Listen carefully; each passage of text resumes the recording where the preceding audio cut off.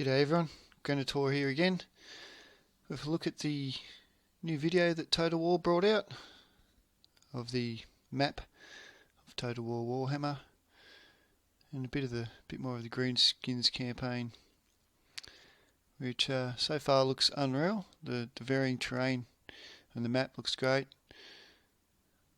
We've got the mountains, which are going to make it a bit different from other Total Wars where you have to vary the style of play as you get into the mountains, where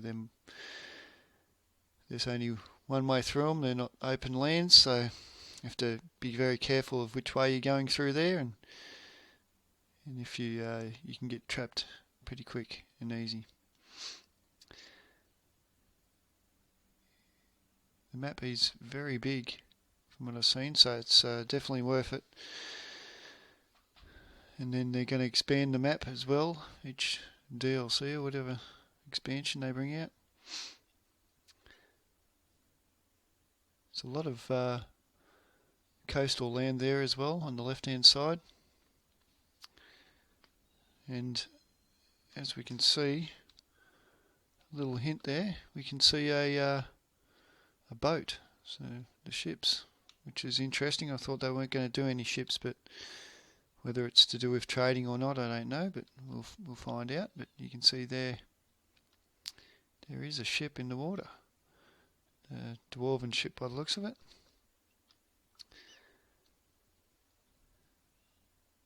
The orc territories look great, dark and gloomy, and the way the territories are set up now, with a different feel to them, different atmosphere, is unreal. I like the level of detail they've got on the cities and whatnot. The troops look cool. Dwarvens look awesome. And the volcanoes are great. Adds a bit more atmosphere to it again. This is where it gets interesting.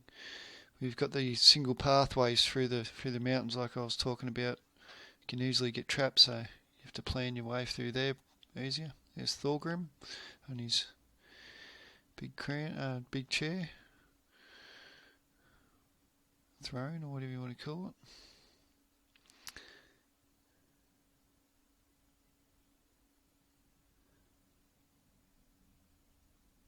And that looks cool with the dwarven keeps there.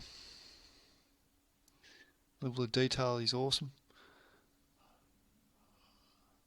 Don't know whether if you add something that's going to change or whatnot. But yes, it looks good. So here we go. We'll just pause it again and have a look at this. Armour of Gork, bashed together out of the blackest metals of the underground, together with the reforged suits of slain stunties. This armour is thick, heavy, and said to be blessed by Gork. Well, he spat on it anyway. Like that, it's funny. Armour +7, charge bonus +5, health +7. I love this little RPG element they've got here. I'd like to know whether that armour actually physically changes on the model itself. That would be good if you had explained that a bit more. And then we've got the battle axe of the last warg. The infamous event known as Ragnarok will see the world destroyed in an orgy of fire and slaughter at the hands of the Greenskins. Thus is rumoured to be the axe that will kick it all off. Best swing it with caution or not. Weapon damage +8. So I'd like to know again whether that axe is actually physically in the character model's hand. Would be nice to know, because that RPG element would be good as well if you could actually physically see them change. I know it's a little thing, but I like the little things like that. And then here we've got the Orc Biggins and the Black Orcs. So the armour is not very big for Orc Biggins. It's only 30, but base morale, the speed, melee attack 39, charge bonus 18. So Not very big charge bonus on them either. That's probably going to change, but yeah, we'll see how that goes. So the Night Goblin Archers, see this time they've got the range on them, which is good. Range of 90, so that's very low range. Missile damage 13. Got poison attacks as well, which is cool. So here's a look at the first siege. Got the battering ram, the siege towers ready to go. And here's another element, the Banner of Rage. The Banner of Rage flutters and growls in the wind. This standard imbues those who walk under it with an anger that can only be sated with the enemy deaths. Drag this banner onto the unit you wish to be applied to, and that gives them disabled if morale is wavering. Okay. And the effects are plus 10 charge bonus, 10% that is, plus 10% melee attack, immune to psychology, so that's pretty cool. And of course you put it on in the Mork's War Banner. After powerful ritual and plenty of shaman mumbo jumbo, this banner was left leaning against an idol of Mork. Under the stony gaze, it has been imbued with great power. So magic damage resistance is 35%, so that's a pretty cool one. So if you had a really good unit, you could whack. I wonder if you could whack both on one unit as well. That's what I wouldn't mind knowing, but yeah, that'd be cool. So the auto resolve, but it doesn't look like the character model has the axe either that he said he had. So he's got a sword by the looks of it. I don't know. So the rank here is pretty cool. That's another RPG element, and the money is pretty cool. Yep, like that.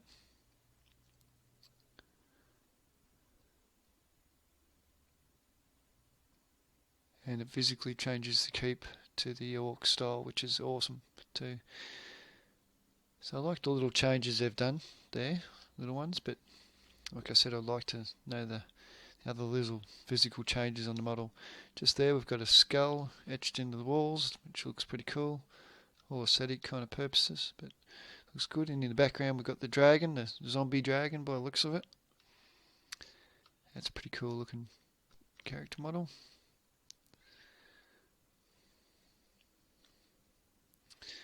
Then we're going back over to have a look at the orc war boss Azag the Slaughterer. Have a little video on Azag the Slaughterer. It tells you how he got his crown and all that. So probably about 5 or 6 videos ago I done a little thing on Azag the Slaughterer.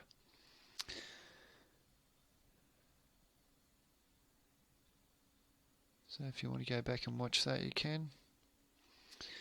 He's got a pretty cool background story to him. And the crown, you'll understand more about his crown that they don't really tell you about here. But yes, his crown is a very interesting story behind it, and it actually controls him. He doesn't control it, so it'd be interesting if they implement that. The crown forces him to go a certain way on the map, which might be in the storyline that goes along with him, the quest line that you have to follow. I like this, how they explain what characters and what troops you get with the things there, so I like that. And this is another one I'd like to see whether the aesthetics of what you pick. If you pick bigger wheels, do your chariots actually get bigger wheels on the battlefield and all that? I'd really like to know that, or is it just, yeah, like usual?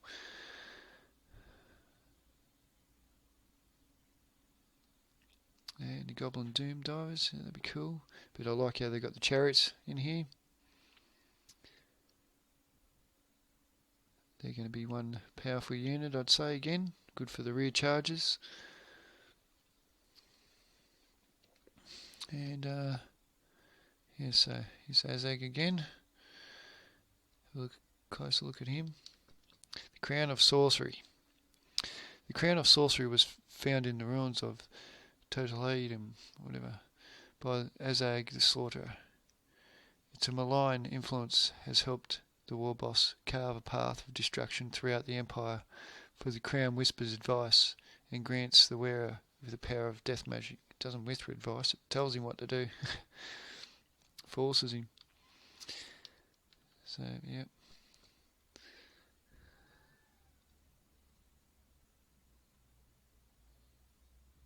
I'd like to know again whether that actually is seen on his head as well in the battlefield.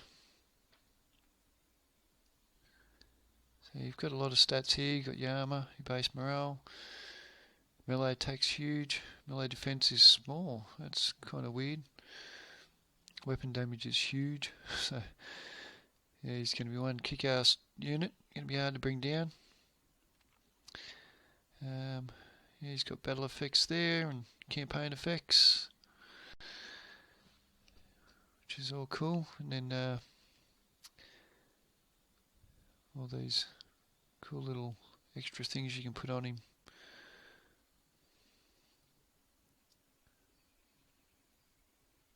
And the chain there is huge, so be good unlocking one path there and concentrating on that, or you can do a mix like he has here. So I'd like to know more about this armour. Azag's Ard armour is covered in the scalding runes and charms that boost its protective qualities. So once again, will that be shown on him? So there's just them little extra details would be good for me, I think. His slasher and skull muncher, Azag's woven. He was given to him.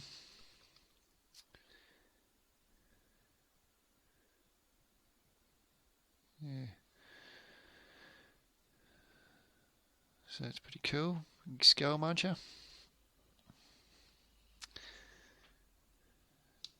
So now he becomes a completely different kind of unit on the battlefield now. He's more range of attack, and so I like that way you can change them up.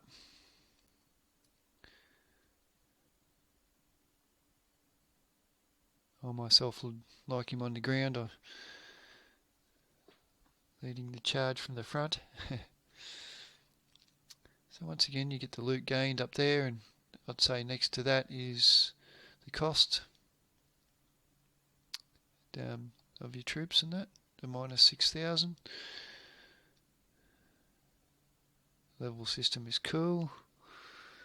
It seems here he lost a lot of troops, but a lot of good troops in that auto resolve.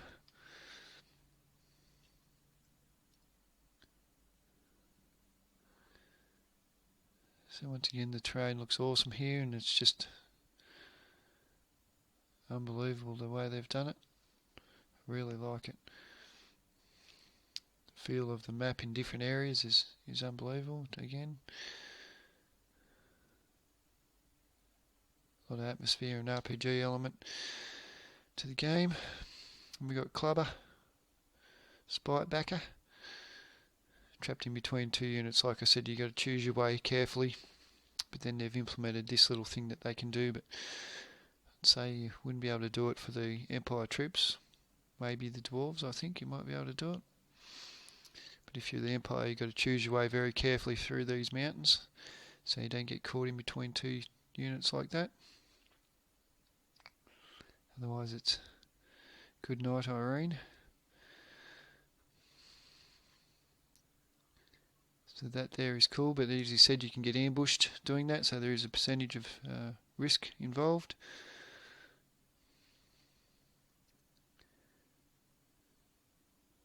The way the troops rock back and forth gets me a bit on. I don't really like that. The way you got the character picture down the bottom left rocking back and forth, and then you got the unit model rocking back and forth, and Can make me friggin' seasick by the end of it.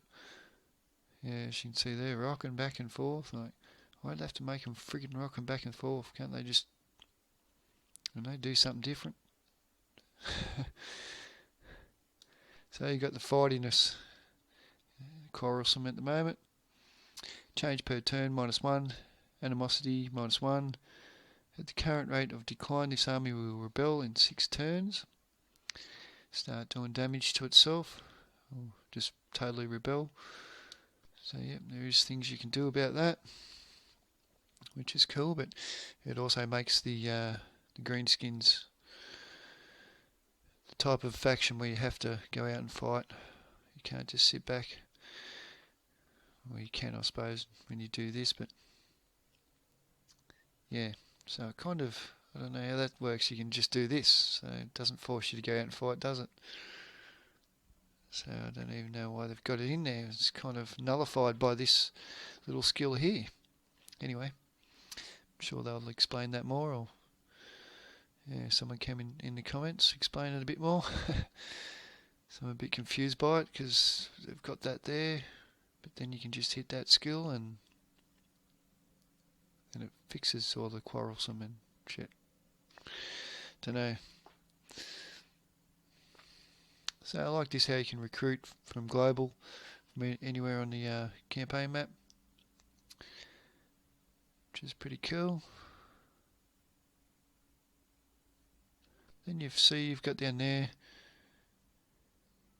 you've got the province of Blightwater, ambush success chance 15%, chaos corruption 9%, winds of magic tempestuous. So I like how they've got that little explanation there, and the pillar of bone that gives you extra winds of magic, so they call it.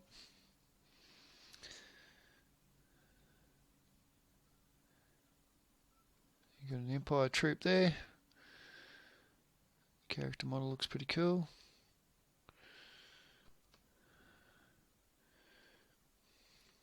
And this dude swinging around rather annoyed the shit out of me.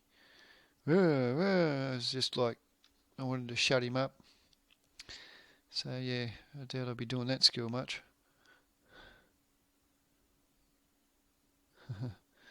And it's funny how this the warg works. Then you've got the extra army you can get when you get the warg up. So that shouldn't be too hard to get up, considering you're going to be out fighting a lot. So the Greenskins are going to be a handful, because I guarantee they'll have the warg, the extra troops a lot, as they come out and fight. And yeah, hurry up and shut him, I was going. That bloody wizard. That's what I'll be doing, I'm putting him pinned to an army and shutting that bloody thing up.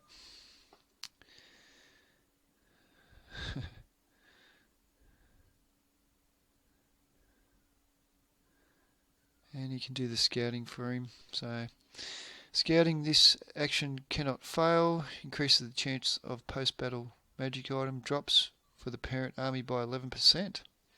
So they didn't tell us much about that. So post-battle magic items drops.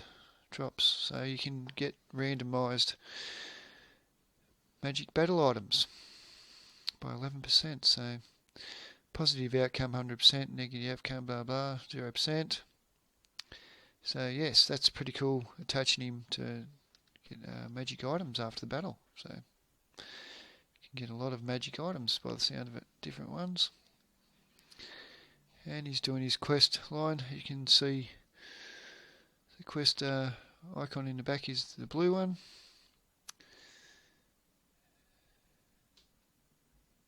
And yes, we've got here the win the following battle with Grimgor Ironhide's army. And the reward experience, bonus experience 15 for Grimgor Ironhide. And then you get his little Gutsnick shaped in the Demon Forges of Zara.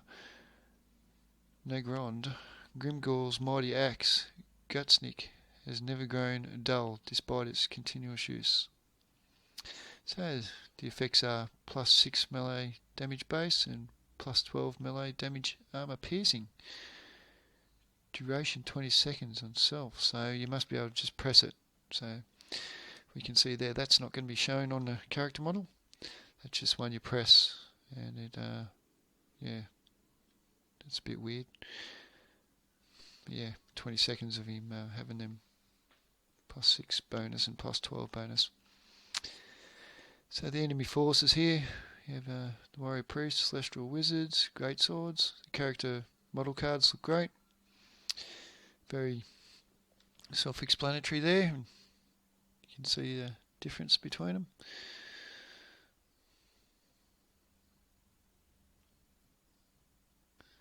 So the quest chains for the story line look good.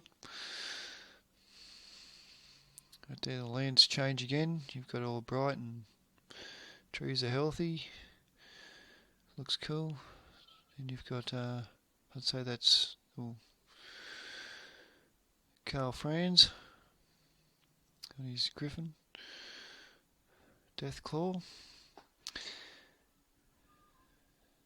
Some dwarves. And then you can really see the change in the campaign map. Here when you get to the vampire counts, it's all dead and dreary. And there you've got the a vampire count by the looks of it. Looks very cool. That castle looks pretty cool. I like that. Here we go across the ocean to the frozen lands. Chaos inspired lands.